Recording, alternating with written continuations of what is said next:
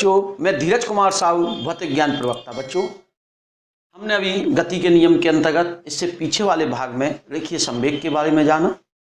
अब चलते हम एक बहुत इंपॉर्टेंट नियम की ओर, न्यूटन के नियम, गति के नियम, न्यूटन के गति के नियम। तो हेडिंग है न्यूटन के गति के नियम, law of motion of Newton's, Newton's law of motion. क्या कहा हमने? Newton's law of motion.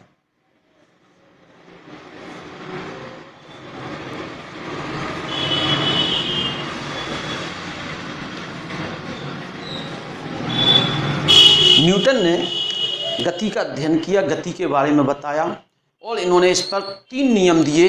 इनमें से सबसे पहला नियम, सबसे प्रथम नियम की बात करें हम, फर्स्ट लॉ, जिसे हम जड़त्व का नियम भी कहते हैं,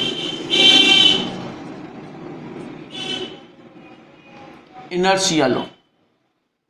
प्रथम नियम जड़त्व का नियम था और जड़त्व का नियम पीछे पढ़ चुके हैं। कोई वस्तु स्थिर है तो स्थिर रहेगी, गतिमान है तो गतिमान रहेगी जब तक कि उस पर कोई बाह्य बल ना लगाया जाए।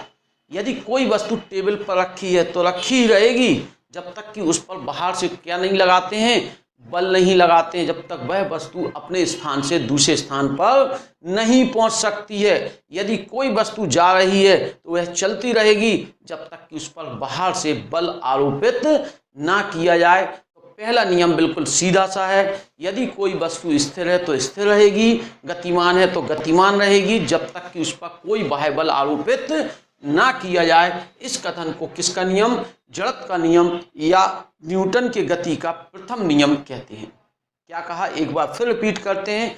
यदि कोई वस्तु स्थिर अवस्था में है यानी विराम अवस्था में है तो वह विराम रहेगी, गतिक अवस्था में है तो वह गति अवस्था में बनी रहेगी जब तक कि उस पर बाहर से बल ना लगाया जाए। अर्थात यदि किसी वस्तु पर बाहर से लगने वाला बल का मान 0 है तो F बराबर ma से तो उसका त्वरण का मान भी क्या होगा? 0 होगा। यदि बल का मान 0 है तब, यदि बाह्य बल का मान 0 है तो त्वरण का मान 0 होगा। त्वरण का 0 होने का तात्पर्य 2 कारण बताते हैं। या तो वस्तु रेस्ट में है यानी विराम में है, वस्तु विराम अवस्था में है,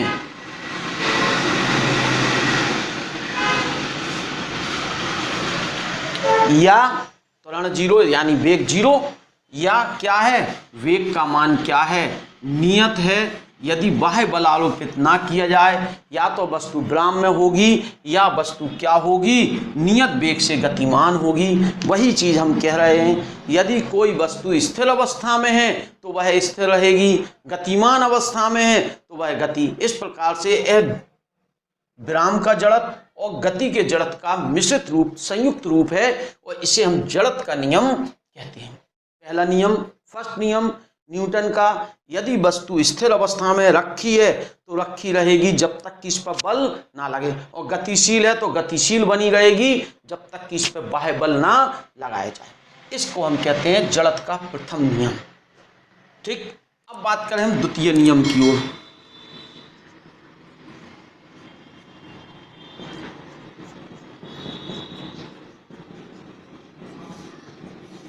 द्वितीय नियम किसका नियम है? बल का नियम।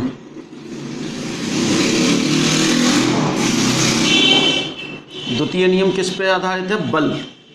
ठीक है, क्या है दूसरा नियम? इसे समझें।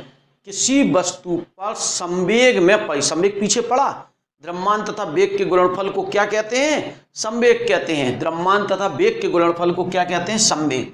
तो किसी वस्तु के संवेग में परिवर्तन की समय दर उस वस्तु पर आरोपित बाह्य बल के समानुपाती होती है। यानी वस्तु पर जो बल है, बल F, वो समानुपाती संवेग में परिवर्तन की समय दर यानी संवेग में परिवर्तन किसके अनुसार, समय के अनुसार हो, तो उसी को तो हम क्या कहते हैं, बल। तो बल की परिकल्पना की, किसी वस्तु पर आरोपित बल वस्तु के संवेग में परिवर्तन की समय दर के क्या होता है, समानुपाती होता है। अर्थात F समानुपाती संवेग में परिवर्तन की समय दर। अगर यह सदिश रूप में लिखेंगे तो संवेग भी कैसी राशि है, सदिश। तो किसी वस्तु पर आरोपित बल संवेग में परिवर्तन की समय दर के क्या होता है, समानुपाती। संवेग के बारे में जाना हमने, P बराबर m इंटू वी वेक्टर।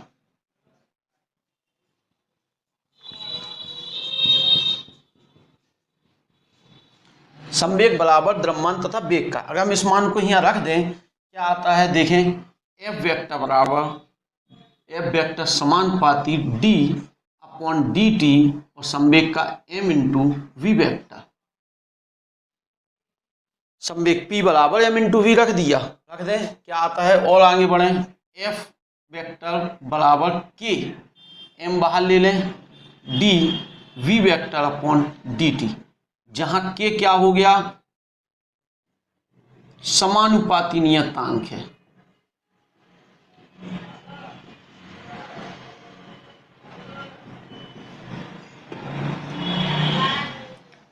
ठीक है, तो और जो किस पर निर्भर करेगा इसे हम बाद में लिख दें तो ज्यादा अच्छा है। चलो ठीक है, लिखा F वेक्टर बराबर k m, और यह क्या हो गया, ए वेक्टर। जो जी k है, जी F m a के मात्रक पर क्या करता है, निर्भर करता है। यदि F m a के मात्रक ऐसे लिए जाएं k का मान क्या हो, 1 हो, यदि k बराबर क्या हो, 1, तो F वेक्टर बराबर m इंटू ए वेक्टर होगा। या हम इसी को बिना वेक्टर में लिखें, F बराबर क्या होगा, m a, जो कि हमने पीछे पढ़ा। पहले यह कहा गया था किसी वस्तु पर आरोपित बल संवेग में परिवर्तन की समय दर के समानुपाती होता है। हम इसे चाहते तो ऐसे भी लिख सकते थे, delta P vector upon delta T, लेकिन हमने बताया हम गणित के रूप में लिख लें तो ज़्यादा अच्छा है। तो संवेग में परिवर्तन की समय दर बाह्य बल के क्या होती है, समानुपाती होती है। हम बल लगाएंगे तो तुरंत देखो, पहले नियम का ही रूप, अगर F का मान 0 तो A का मान 0, अगर बल लगेगा तो त्वरण भी होगा, अर्थात वेग में परिवर्तन होगा, वस्तु की अवस्था में क्या होगा, परिवर्तन होगा। इसी को न्यूटन का द्वितीय नियम, बल का नियम कहते हैं। बिल्कुल ध्यान रखेंगे। पहले नियम में सीधी सी बात बताई इन्होंने, क्या बताया, यदि कोई वस्तु स्थिर है तो स्थिर रहेगी, गतिमान है तो गतिमान रहेगी, जब तक कि उस पर बाहर से कोई बल आरोपित ना किया जाए। बल नहीं, वस्तु की अवस्था में परिवर्तन नहीं, वेग का मान नियत। दूसरा भी उसी का रूप है, थोड़ा सा बदला, बल का नियम कहा गया जिसे किसी वस्तु पर आरोपित बाह्य बल संवेग में परिवर्तन की समय दर के क्या होता है, समानुपाती होता है। अर्थात F समानुपाती dP अपॉन dt, P बराबर m इंटू वी रख दो, बाहर आ जाएंगे। K एक समानुपाती नियतांक जो दो बातों पर निर्भर करेगा, M A और F, तीन बातें, सॉरी, F M A के मात्रक पर निर्भर करेगा। यदि F M A के मात्रक ऐसे लिए जाए कि K का मान क्या हो जाए, 1, तो ऐसी स्थिति में F बराबर M के इस पद्धति में F बराबर ma हो गया, F बराबर क्या हो गया, ma। किसी वस्तु पर आरोपित बल उस वस्तु के द्रव्यमान तथा त्वरण के गुणनफल के क्या होता है, समानुपाती। पहला नियम इसी से जुड़ा है। F का मान 0 रख दो, त्वरण का मान 0 हो जाएगा, अर्थात वस्तु या तो स्थिर है या क्या है, नियत वेग से चल रही। अगर वेग में परिवर्तन हो रहा है तो त्वरण होगा, त्वरण होगा तो निश्चित ही उस पर क्या होगा, बाह्य बल होगा। अब हम जानेंगे तीसरे नियम की ओर, तृतीय नियम।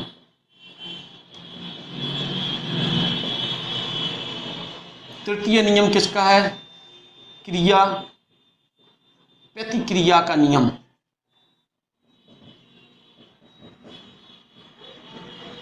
क्रिया प्रतिक्रिया का नियम क्या है, यदि किसी वस्तु पर क्रिया की जाएगी तो उतनी ही प्रतिक्रिया दूसरी वस्तु पर होगी, कन्फर्म है यह बात। यानी एक वस्तु पर प्रत्येक क्रिया के विपरीत क्या होती है, प्रतिक्रिया होती है। इस कथन को हम क्रिया प्रतिक्रिया का नियम कहते हैं।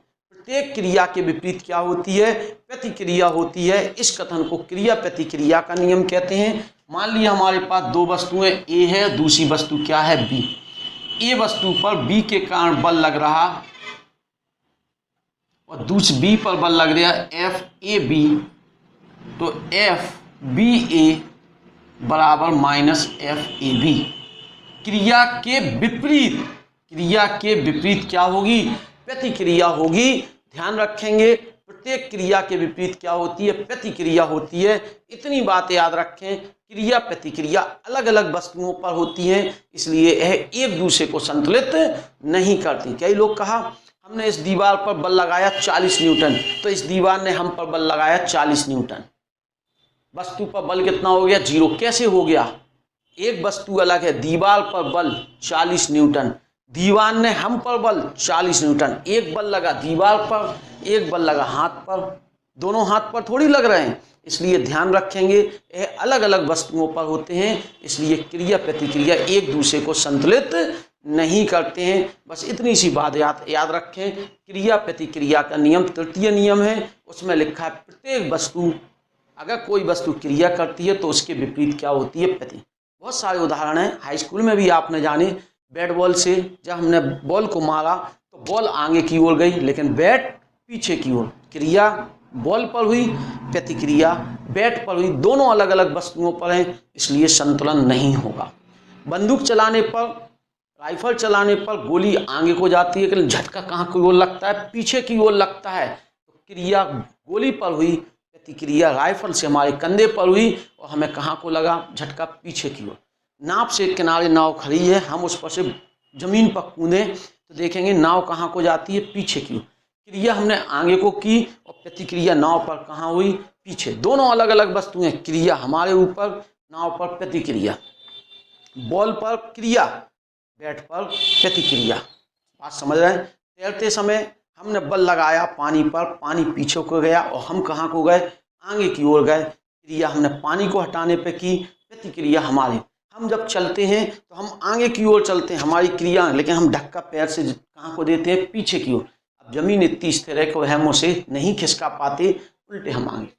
इस प्रकार से क्रिया जहाँ भी क्रिया होगी वहाँ प्रतिक्रियावश होगी और यह बराबर परंतु क्या होंगी?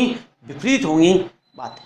अब आगे हम जानेंगे 1 नियम, 2 नियम और 3 नियमों के बीच संबंध। इन तीनों में संबंध 1 से 2 कैसे प्राप्त, 2 से 1 कैसे प्राप्त, इन तीनों एक ही तरह से एक बल पर आधारित हैं तीनों, इसलिए ध्यान रखेंगे। न्यूटन के गति के नियम यही 3 है।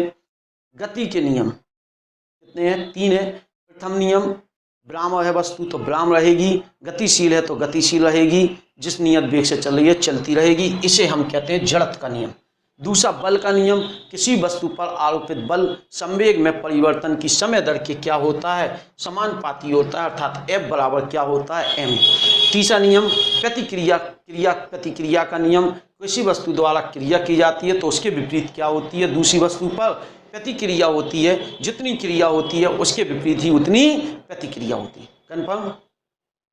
इस टॉपिक के सभी वीडियो क्रम से पढ़ें। कन्फर्म? आई बटन दबाएं, प्लेलिस्ट खोलें, प्लेलिस्ट में क्रम से आपके पास पूरे। अगले भाग में हम जानेंगे बल के बारे में, थोड़ा सा और समझेंगे कि इसके घटक कैसे होंगे, कार्तीय घटक क्या होंगे, साथ साथ हम न्यूटन के दूसरे नियम से प्रथम नियम जानेंगे। ठीक है, और आगे बढ़ते हैं धीरे धीरे, साथ साथ चलते चलें। तब तक के लिए नमस्ते, थैंक यू।